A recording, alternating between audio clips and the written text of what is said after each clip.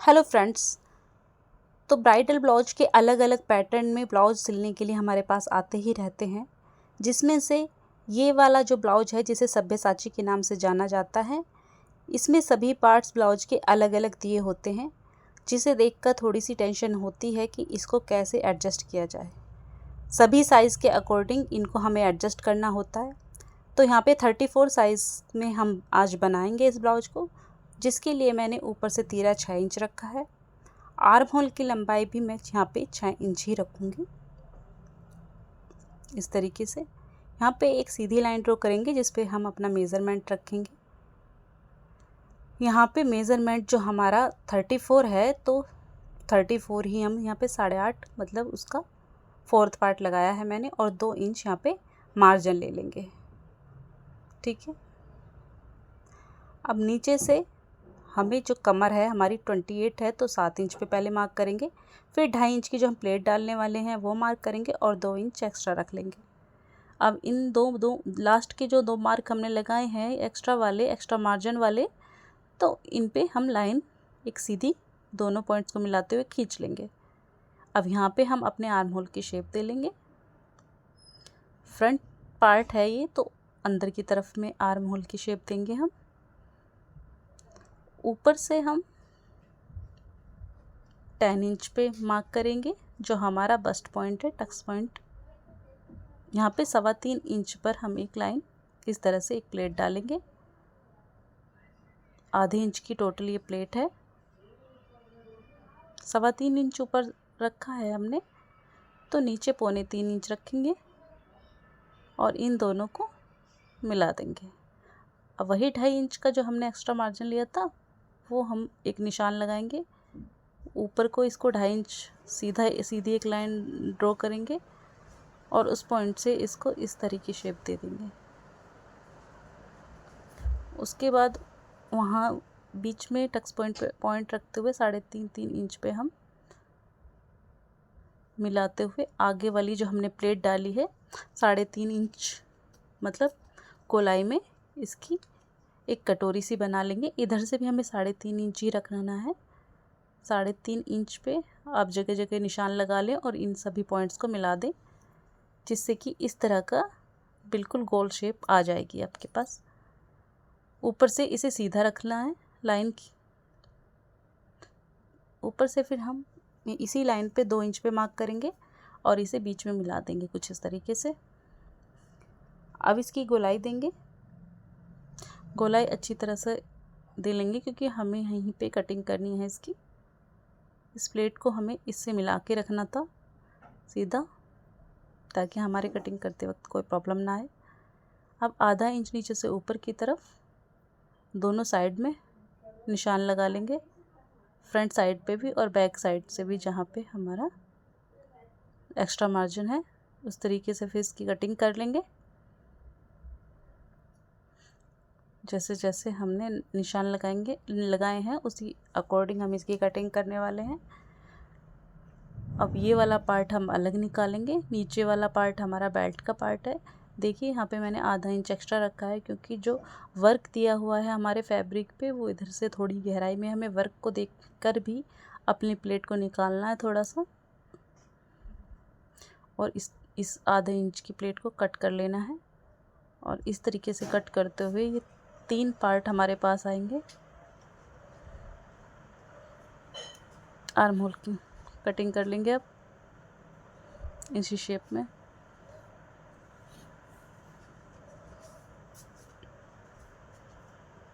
अब हमारे पास ये 3 पार्ट आ गए हैं। ये वाली जो प्लेट थी इसे बीच में से कट करके निकाल देंगे और यहाँ पे इन दोनों को मिलाते हुए टेप लगा के इसको चिपका लेंगे।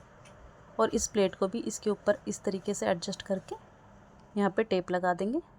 तो ये तीनों पार्ट हमारे निकल के आ चुके हैं। अब इसके अकॉर्डिंग ही हम इसकी कटिंग करेंगे। पैटर्न को रखते हुए ही अब हमें ब्लाउज की कटिंग करनी है अपने। यहाँ पे पहले मार्क कर लेते हैं कि हमें गले की चौड़ाई कितनी रखनी है। यहाँ पे मैं 3 इंच रखने वाली हूँ, तो 3 इंच पे मैंने निशान लगाया है। उसी के अकॉर्डिंग जो हमारे नेक दिया हुआ है फैब्रिक पे, उस पे रखते हुए ही इसको कट कर लेना है।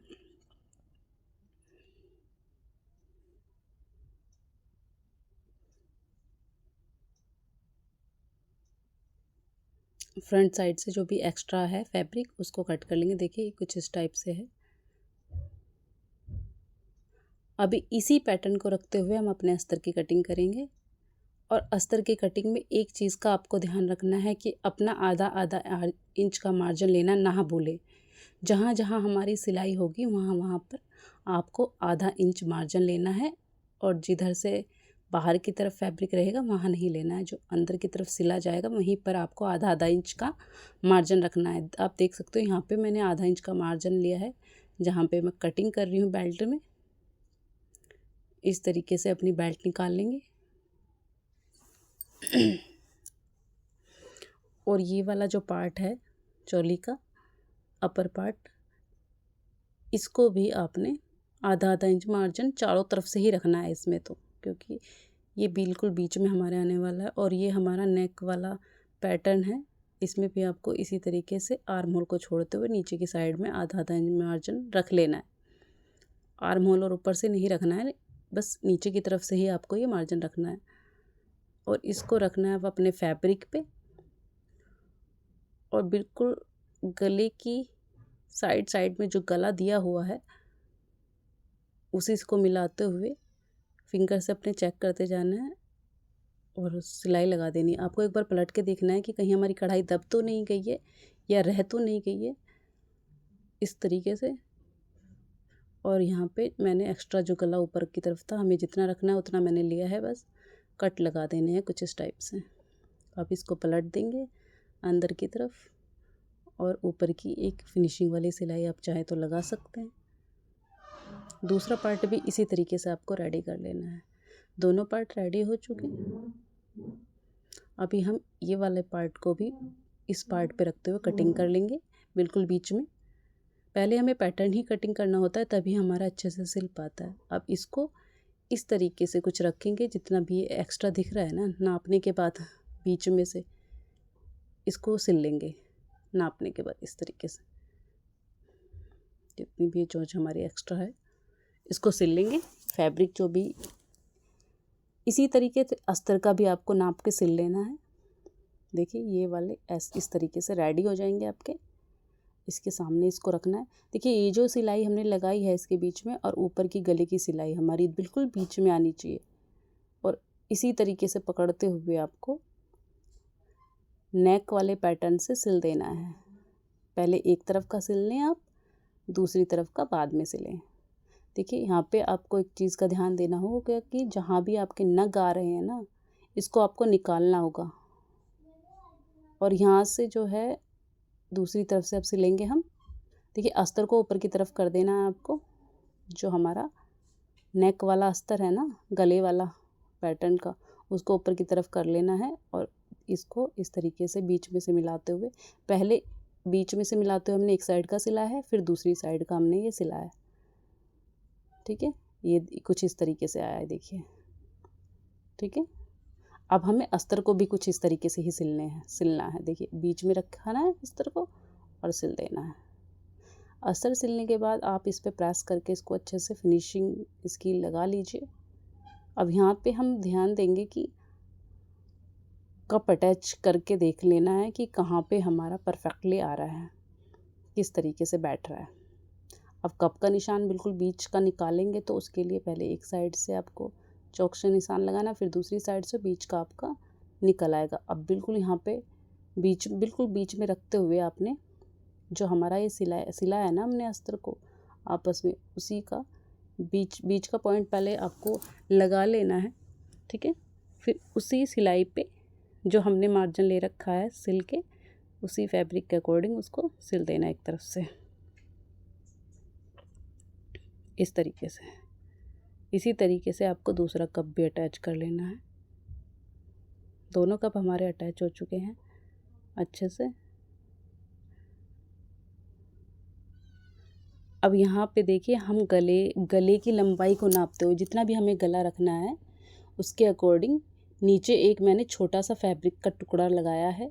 जहाँ तक हमें गला रखना है अपना उतना रखते हुए ऊपर से, और इस फैब्रिक को रखते हुए ये जो हमारे गले हैं ना, दोनों को मिलाते हुए सिलना है बिल्कुल यहाँ से इस तरीके से। यहाँ पे नीचे से बिल्कुल मिला के रखिएगा। जितना भी गला आपको चाहिए, अगर आपको डीप ही चाहिए तो आप और नीचे उस कपड़े को लगा सकते हैं या नहीं भी लगा सकते, सिर्फ नीचे एक टाँका भी लगा सकते हैं अगर डीप गला चाहिए आपको ज़्यादा ही। अब हम बेल्ट रेडी कर रहे हैं, तो बेल्ट को पहले नीचे से सिल के मैंने फोल्ड कर लिया है। अब यहाँ पे एक फिनिशिंग वाली सिलाई लगा लेंगे पहले। अब यहाँ पे जो हमारी गोलाई है बेल्ट की, इस पे कट लगा लेंगे अच्छे से। तिरछे कट आपको लगाने हैं, बहुत ही धीरे धीरे सावधानी से लगाइएगा। इस तरीके से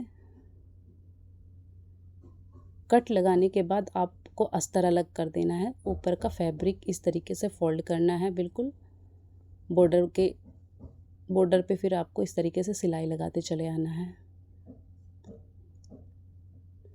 बहुत ही सावधानी से और प्यार से अच्छे से इसको फोल्ड कीजिएगा। आपकी कढ़ाई वाला जो पार्ट है वो मुड़ना भी नहीं चाहिए और ऊपर का फैब्रिक दिखना भी नहीं चाहिए आपका। इस तरीके से यहाँ से कोई भी नग आपको निकालने नहीं है। आप चाहे तो 1 साइडेड प्रेसेस फुट का भी यूज़ कर सकते हैं यहाँ पे। अब अस्तर को भी उसी के बराबर उतना ही फोल्ड करते चले जाना है आपको।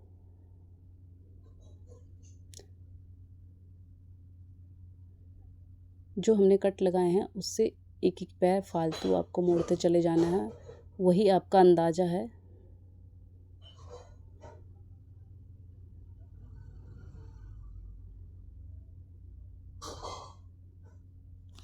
अब आराम से अच्छे से कीजिएगा फोल्ड। अब इस बेल्ट के बीच में आपको अपर पार्ट रखना है अपना, जिसमें हमने कप ऐड किए हैं। ऊपर वाला पार्ट बिल्कुल बीच में से मिलाना है एकदम अच्छे से। पहले अपना चारों तरफ से इसको सेट कर लेना है, नीचे से अस्तर और ऊपर से ये वाला फैब्रिक। ठीक है, इस तरीके से रख के पहले अच्छे से सेट कर लें और पिन लगा लें जगह जगह पर, ताकि आपका ये इधर उधर बिगड़े ना। देखिए पूरी अच्छे से सेटिंग के साथ में आपने इसको सिलना है। ध्यान दीजिएगा, पहले ही आप इसमें से नग निकाल लें नीचे वाले, ऊपर वाले नग नहीं निकालने हैं आपको, वरना आपकी सारी फिनिशिंग ख़राब हो जाएगी, अच्छा भी नहीं लगेगा ब्लाउज़। या फिर आप निकाल के दोबारा से लगा सकते हैं गम के साथ में। तो यहाँ पे मैंने पिन लगाई हुई है। बहुत ही आराम से धीरे धीरे हम लोग सिलेंगे इसको। नीचे से ध्यान सिलते टाइम आपको एक चीज़ का भी ध्यान देना है कि नीचे से आपको बार बार अस्तर भी चेक करना है कि हमारा अस्तर बराबर आ रहा है, कहीं नीचे तो नहीं रह गया है, वरना आपकी सारी मेहनत ख़राब हो जाएगी अगर नीचे का अस्तर आपका छूट जाएगा या बराबर नहीं रहेगा तो। बहुत ही आराम से बहुत धीरे धीरे मैंने ये सिलाई लगाई थी वीडियो में, फिर भी मैंने थोड़ा फास्ट करके आपको दिखाया है। देखिए यहाँ पे हमारी सिलाई लग चुकी है परफेक्टली। देखिए बैक की फिनिशिंग देखिए आप कितनी परफेक्ट आई है, बिल्कुल अंदर गुम तरीके से हमने इसको ऐड किया है। इस तरीके से कुछ बाकी पार्ट आप आराम से ऐड कर सकते हैं। मोस्टली तो फ्रंट पार्ट को ही बनाना मुश्किल होता है, बाकी बैक पार्ट और बाजू तो आप लोग आसानी से बना ही लेते हैं सभी ब्लाउज के, जैसे जैसे आप दूसरों ब्लाउजों में बनाते हैं उसी अकॉर्डिंग। साइड में चैन